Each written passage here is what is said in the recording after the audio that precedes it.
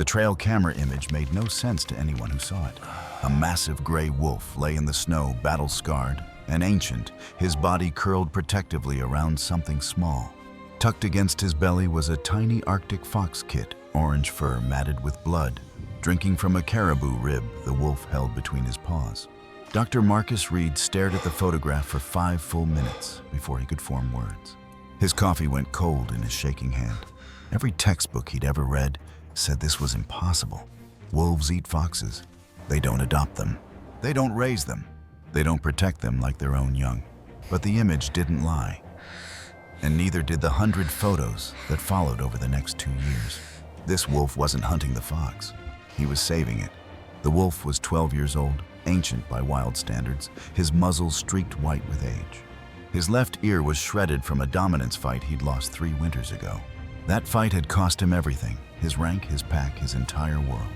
In wolf society, you lead, you follow, or you die alone. He'd been a strong beta once, fierce and loyal to his alpha. But age turns muscle to weakness and speed to slowness. When the young challenger came for his position, he fought with everything he had. It wasn't enough. The pack drove him into the frozen wasteland, bleeding and broken.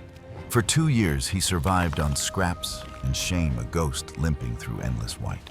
He learned to hunt alone, to sleep alone, to exist in the terrible silence of exile. He was alive, but he wasn't living. Then one brutal morning, the wind brought him a scent that stopped him cold. Blood, milk, and death, all twisted together in a smell that screamed tragedy. He followed it to a small den carved into a frozen riverbank. Inside, 4 fox kits lay stiff beside their mother's body. She'd been caught in a leg-hold trap, one of the brutal relics left by poachers. She'd chewed through her own leg, trying to get back to her babies. She'd dragged herself home to die with them, but she hadn't made it in time. 3 kits were already frozen solid, their tiny mouths open in silent cries. The 4th was tucked under her body, still breathing, but barely. Its small chest rose and fell in desperate, fading gasps. The wolf stood at the entrance, his predator brain screaming one simple command. This was food, easy food. The kit wouldn't even fight back, but something stopped him. Something deeper than hunger or instinct. Maybe it was the mother's clouded eyes, still fixed on her babies in death. Maybe it was the kit's tiny paw reaching out for warmth that would never come. Or maybe the wolf saw himself reflected in that dying scrap of fur, cast out helpless, clinging to life in a world that didn't want him. He stepped into the den and grasped the kit gently by the scruff of its neck. He walked out into the blizzard, carrying the fox like it was his own pup. That first night nearly killed them both. The kit was shutting down its body temperature, dropping toward the point of no return. The wolf had no milk, no pack to help, no experience raising young. But he had warmth. He curled his massive body around the kit under an overhanging rock, creating a living furnace against the screaming wind. He licked the kit's fur over and over, stimulating circulation the way mothers do. He breathed warm air over its face and refused to let it slip away. When dawn came pale and merciless, the kit was still breathing. And the wolf felt something he hadn't felt in 2 long years: purpose. Wolves don't raise foxes because it's biologically absurd in every possible way. Their diets are different, their social structures opposite, their survival strategies contradictory. But the wolf learned anyway. The kit was too young to eat solid food, so he pre-chewed everything. He caught lemmings and voles, prey too small for a wolf to bother with normally. He tore them into tiny pieces, soft enough for the kit's baby teeth. When the kit could finally stumble after him, he slowed his stride to match her ridiculously short legs. When she got tired, which was constantly, he let her climb onto his back and ride between his shoulder blades. Dr. Reed's research team captured it all on their hidden trail cameras. The wolf teaching the kit to pounce on shadows in the snow. The kit tumbling over the wolf's massive paws, yipping in play. The wolf grooming the kit with his tongue, her entire body disappearing under one swipe. This wasn't temporary behavior or confused instinct. This was adoption, pure and deliberate. The kit grew fast on the wolf's care, her orange fur turning thick and glossy. By 4 months old, she was bold, fearless, and completely unafraid of the world. That's when the grizzly came. It was a young male bear, lean and aggressive after a failed salmon season. He'd smelled the cached caribou meat the wolf had been saving for winter. The bear started digging up the cache, tearing through the frozen earth. The kit, stupid with courage, ran forward, barking in challenge. The wolf's entire body went rigid with a terror he'd never known before. He charged the bear with a roar that shook snow from the trees. The fight was brutal and one-sided. The wolf was no match for a grizzly in raw strength, but he had something stronger: desperation, rage, the absolute refusal to let anything harm his kit. He bit and dodged, taking a swipe across the shoulder that opened flesh to bone. But he didn't back down, didn't give an inch, didn't stop. The bear, shocked by the wolf's suicidal fury, decided the meat wasn't worth dying for. He lumbered away into the forest, leaving the wolf bleeding and shaking in the snow. The kit ran to him immediately, whimpering and licking frantically at his wounds. The wolf collapsed, gasping, his vision blurring from pain and blood loss. But he nuzzled the kit with his scarred muzzle before darkness took him. When he woke hours later, the kit was curled against his injured shoulder. She was licking his wounds clean, standing guard while he recovered. The student had become the protector. By 6 months old, something extraordinary was happening between them. They were hunting together, but not like wolves hunt or like foxes hunt. They'd created something entirely new, a hybrid strategy that used both their strengths. The kit would dart into underbrush, flushing out hares and ptarmigan with her speed. The wolf would wait downwind, patient and powerful, cutting off escape routes. When prey bolted from the kit's chaos, the wolf would make the kill. They'd invented cooperative hunting between species that weren't supposed to cooperate. The scientific papers would later call it unprecedented interspecies mutualism. Dr. Reed, watching through his camera lens, called it something simpler: love. Spring arrived like a whispered promise, melting the snow and revealing frozen earth beneath. With spring came mating season, and with it, the thing the wolf had been dreading. The kit was nearly full grown now, her coat thick and her movements confident. One morning, the wolf woke to find her gone. He tracked her scent for miles, his old heart pounding with fear. Then he heard it, the high, sharp barking of Arctic foxes in the distance. He found her circling a fox den, 2 wild foxes watching her with cautious interest.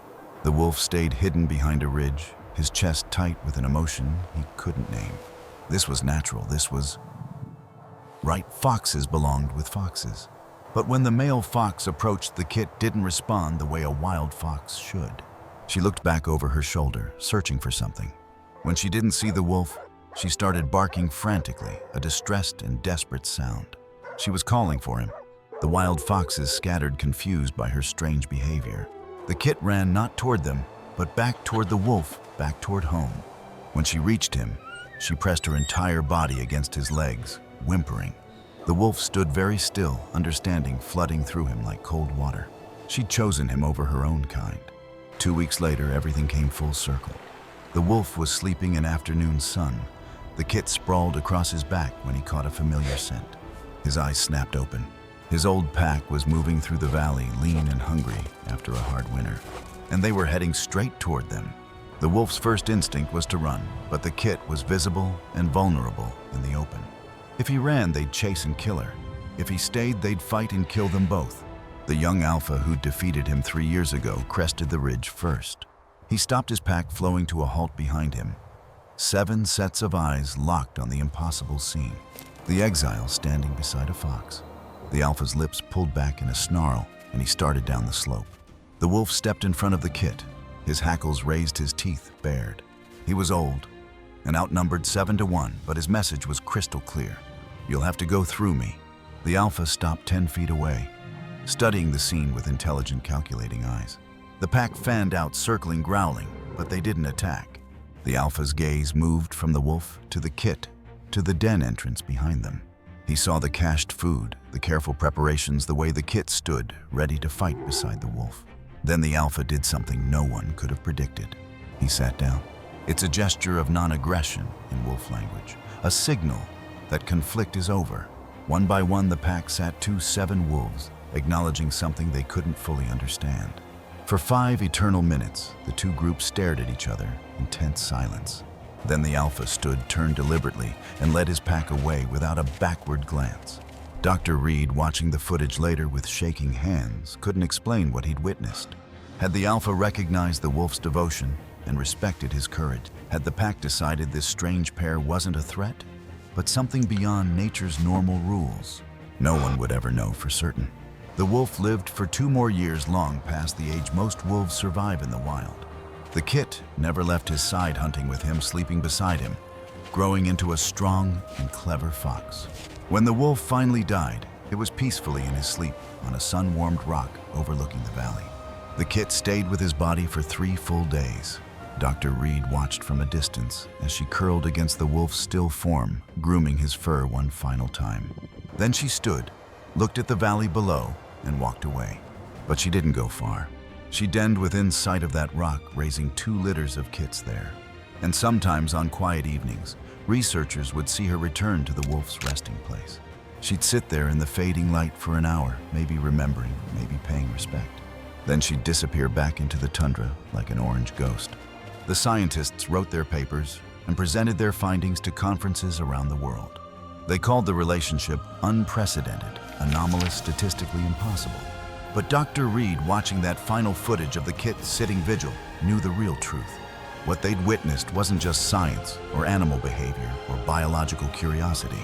It was something older and deeper, something that exists in the space between species and logic. They'd witnessed family, not the family we're born into, but the family we choose. The family we build from scraps of loneliness and moments of impossible courage. And that family was the only thing in the world that truly mattered. We like to draw lines in nature between predator and prey pack, and outsider instinct and choice.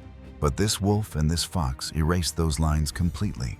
Their story asks us to consider that maybe love isn't exclusively human. That devotion isn't limited to our species alone. That family can form in the most unlikely places between the most unlikely souls. Because whether you're a scarred wolf exiled from your pack or a tiny orphaned fox, the question is always the same. Will you face the cold alone, or will you find someone worth staying warm for? The wolf found his answer in a dying kit he should have eaten. And in doing so, he gave us ours. If this story touched your heart, smash that like button and share it with someone who needs hope today. Tell me in the comments, have you ever witnessed an unlikely friendship that changed everything? Sometimes the most beautiful bonds are the ones that should never have existed at all.